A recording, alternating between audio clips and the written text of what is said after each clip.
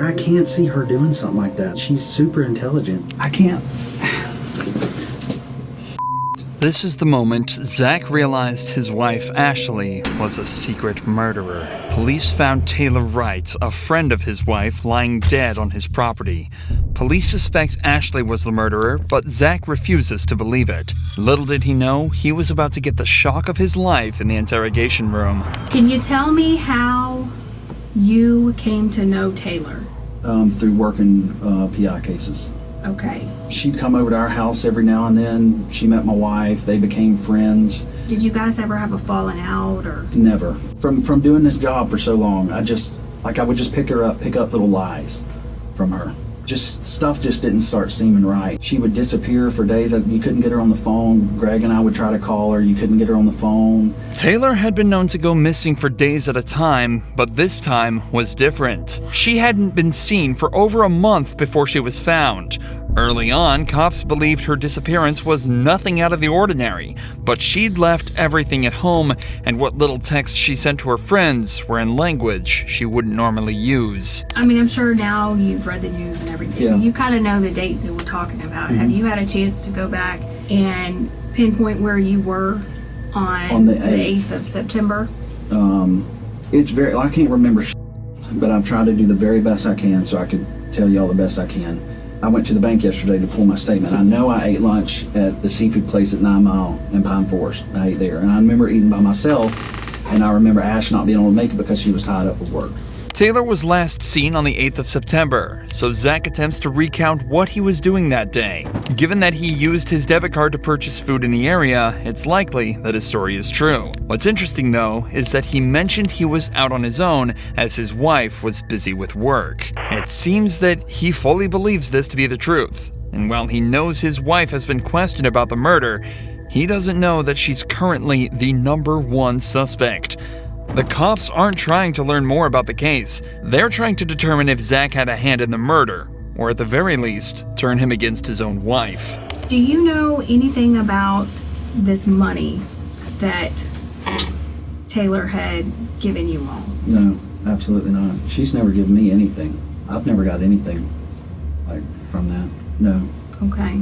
Do you know anything about your finances? No, to be honest. I give her when I work a case or and I got a settlement from my attorney, I hand it straight to Ash. She takes care of everything. The money the detective is referring to here is a sum of $34,000 that Taylor had given to Ashley for safekeeping. Taylor was going through a divorce and wanted the money away from her own accounts. But instead of putting it in a safety deposit box as promised, records show Ashley put it into her own accounts. By the time Taylor wanted it back, she'd already spent all of it. Coincidentally, Taylor only asked for it back on the 8th of September.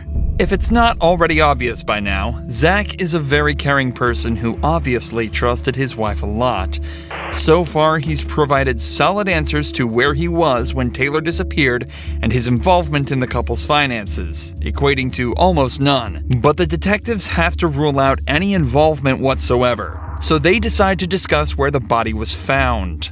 The property up on Britt Road, and that's owned by her aunt and uncle.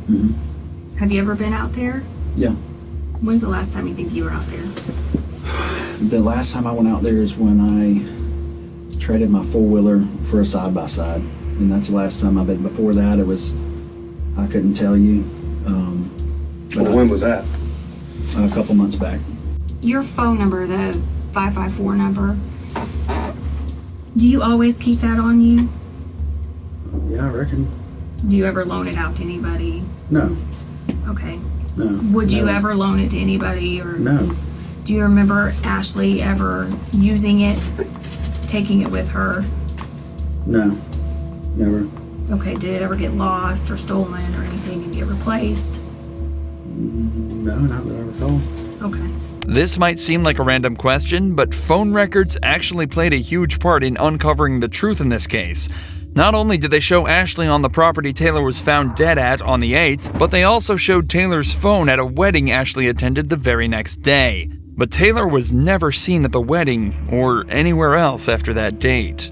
Detectives here are just trying to confirm that if suspicious activity was discovered from Zach's phone records, there would be no way to argue that it wasn't him in control of the phone. But remember, Zach still has very little idea surrounding the true nature of this case. He doesn't know how much evidence the cops have against his wife. All he's doing is defending himself and providing answers that'll hopefully solve the case. So given his compliance so far, the detectives decide to try and question him about some more physical evidence.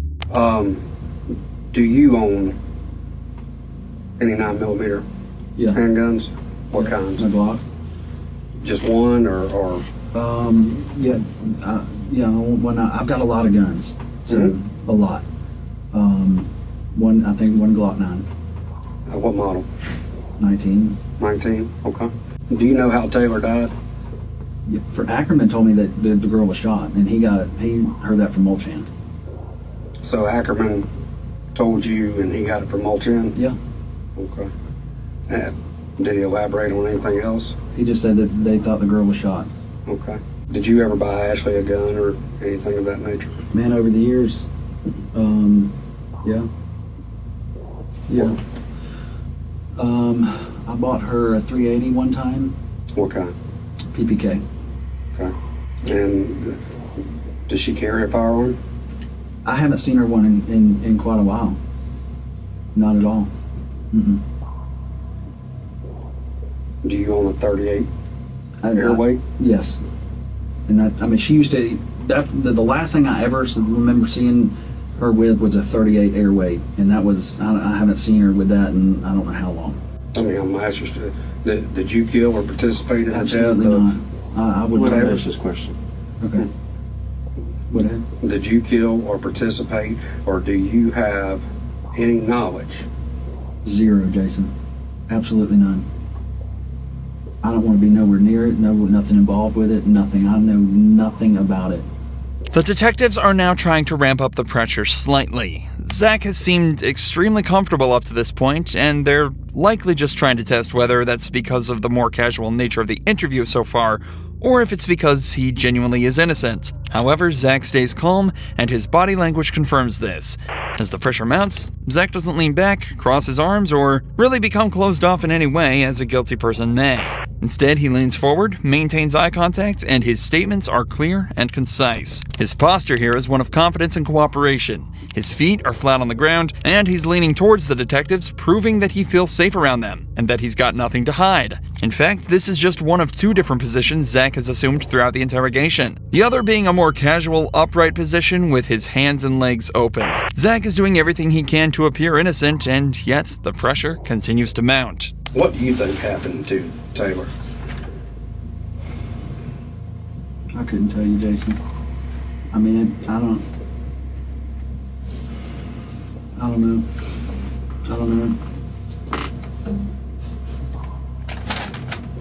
mean, nobody deserves to ever get anything happen to them like that whatsoever. I don't know, buddy. I don't know what happened to her. And, I'm asking you, as this investigation continues, whether it's text, phone records, computers, financials, is there going to be anything that hems you up or ties you absolutely to that? nothing. Well, and not just being involved in the actual murder, but as far as, afterwards. Helping conceal. If any person in this world was like, hey, Zach, come help me do something, I would run from that mother as fast as I could. Well, I mean, just... Hell, it's all over the news. Yeah. You've read it. Yeah, I've read right? it, and And I mean... trying to swallow it and figure it out. I mean, it's like, it's terrible. But you've read it, so you know at least some of the details. Just based upon that and your knowledge of the job that we do and the job that you used to do, what's your thought? Feelings aside. Just logically. I can't see her doing something like that. I mean, she's super intelligent. You know, she's got a criminal. I mean, Master's degree. yeah, or back. Is it master's or back? I don't know. One of the two. And that's just sloppy. I mean, that's sloppy. I can't see her doing that. There's obviously a lot going on in Zach's head right now. He obviously doesn't want to believe his wife killed someone, but his years of experience as a PI, coupled with all the evidence against his wife, logically have to be convincing him otherwise. Not only were there the bank statements and the cell phone records, but Ashley was even caught on camera at a hardware store purchasing the exact same type of cement that was used to fill Taylor's grave. At this point, though, the detectives have seen all they need to. Zach takes a minute to discuss a few things with his lawyer, and he signs a search warrant allowing them to obtain all his cell phone records. Eventually, Zach is cleared of any wrongdoing and is allowed to return home.